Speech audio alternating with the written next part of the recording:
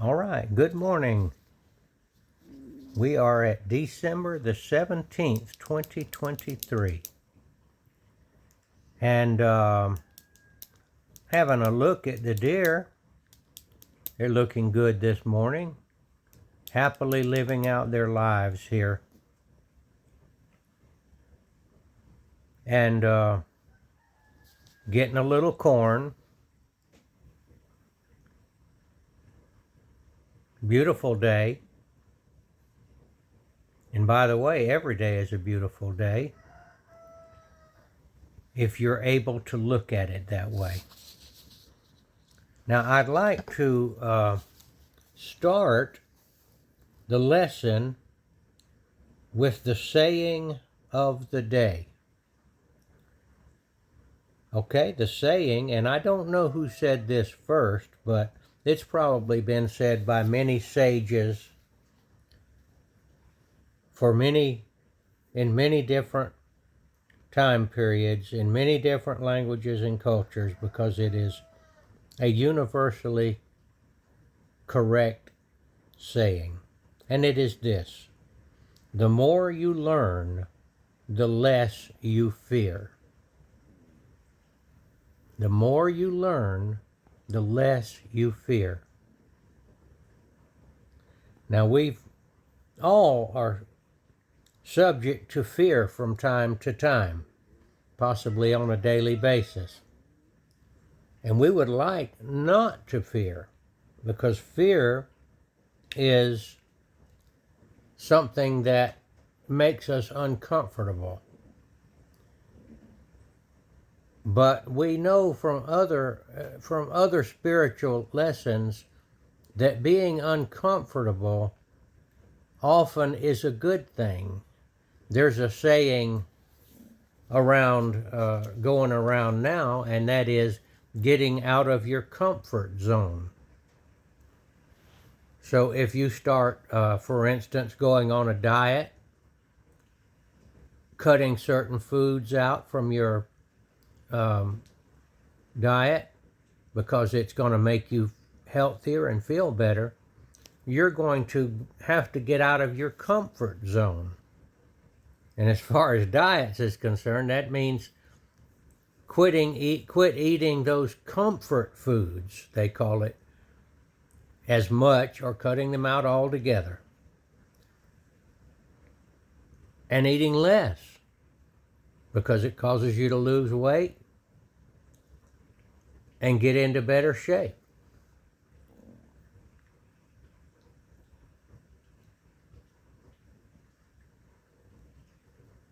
The more you learn, the less you fear. Okay, now we're going to go to the New King James Bible, to John 14:27. John 14:27. And I'm going to tell you, this is the words of Jesus, Yeshua the Messiah. And in the early days, he was known as Jesus of Nazareth. John 14:27. Peace I leave with you. My peace I give to you. Not as the world gives do I give. Let not your heart be troubled, neither let it be afraid. Now, I picked this verse because it goes along with the saying of the day. The more you learn, the less you fear. And Jesus says here, he's going to give you something that is going to help you to not be afraid and to keep your heart from being troubled, which is the same thing. Peace is the absence of fear. Peace is also used to signify when two countries quit fighting each other. They call peace. They have a peace peace truce. Now, when nations fight each other, it is because they're afraid. I remember the Cuban Missile Crisis, where the Russians, this is a long time ago, moved nuclear missiles into Cuba, which is very close to the United States. And that caused us to be afraid. And so we reacted. We showed military force, did a blockade of Cuba, and the Russians decided, hey, we'll move those missiles. And it's not well known, but we also moved some missiles from an area near Russia. So we backed both the countries back down, and the fear was lessened by a great deal. All right. Jesus says, peace I leave with you. Now, Jesus was leaving at that time. He was ascending to heaven. So he wanted us to know he was leaving us a gift. And that was peace. It's a gift from him. And then he says, my peace I give to you. So he basically said, I'm going away on a long trip, and I'm going to give you a parting gift, my peace. And he says, not as the world gives do I give you. So he's distinguishing between his peace and the kind of peace that the world gives. And the kind of peace that the world gives is they might sign a peace treaty, but somebody will eventually break it. Well, Jesus is saying, I'm not going to give you one of those kind of gifts that people take away. We can think about every peace treaty that's ever been made has been broken, by the way, even though both parties signed the peace treaty. Jesus is not going to do that. He said he was giving it to you, and not as the world gives. It's an irrevocable peace that he makes with us. We might break it, but he's not going to break it. And then he says, let not your heart be troubled. So because he gave us this peace, we're able to let our heart not be troubled, not be worried. And he says, neither let it be afraid. Okay, now how is it that many Christians, including myself, fall into the trap of letting my heart be troubled and letting it be afraid? Well, it's because I'm human.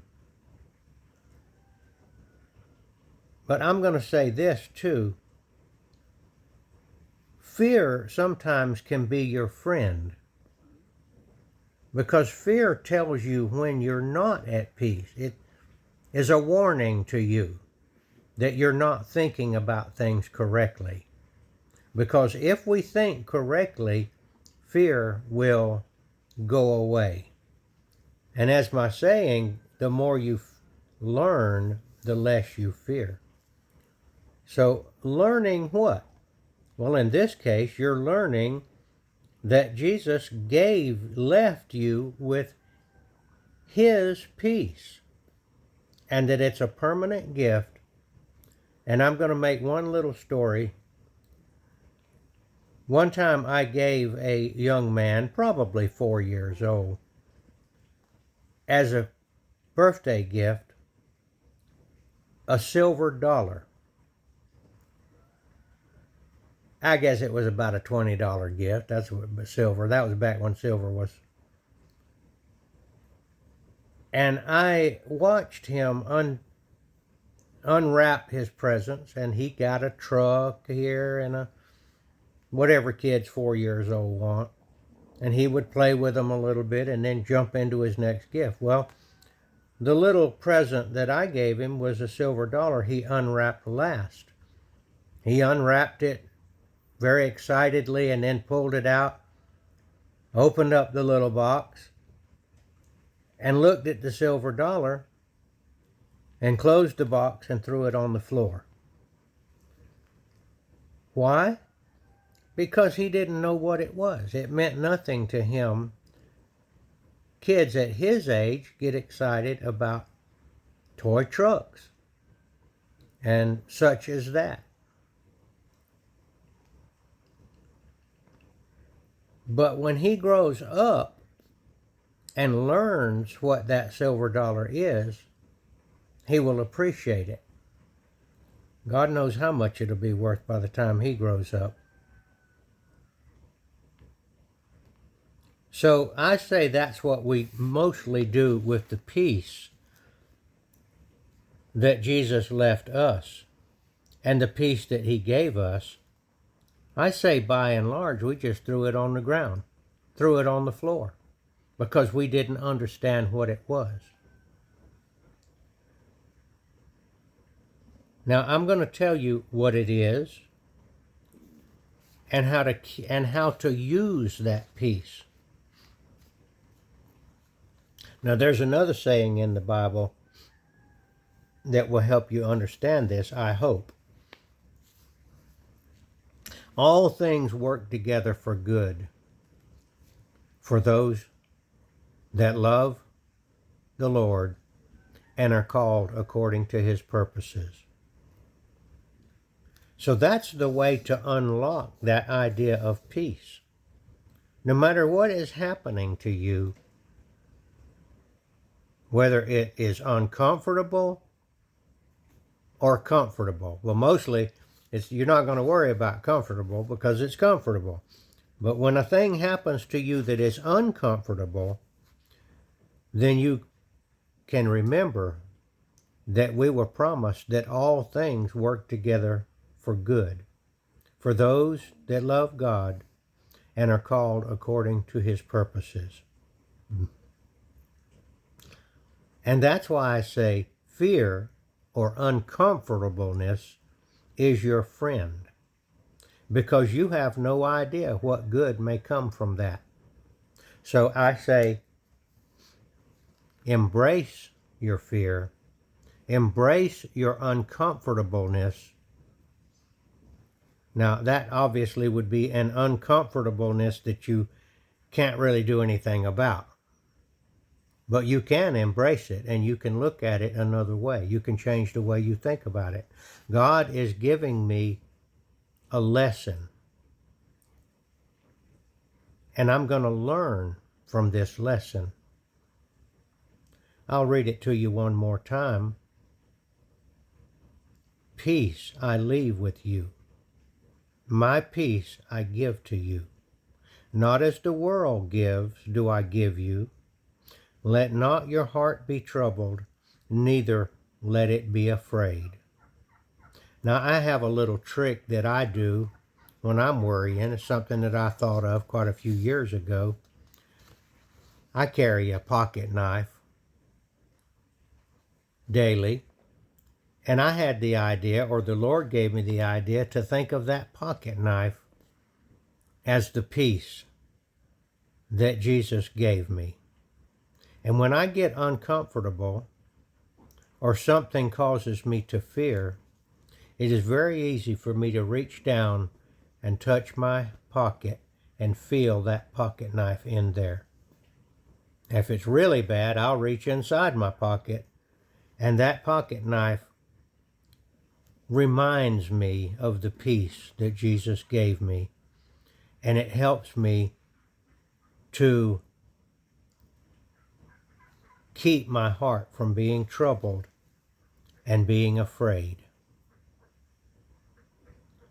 It's really all the way you think about it. These words are magic. In a way, I say magic. They're very powerful.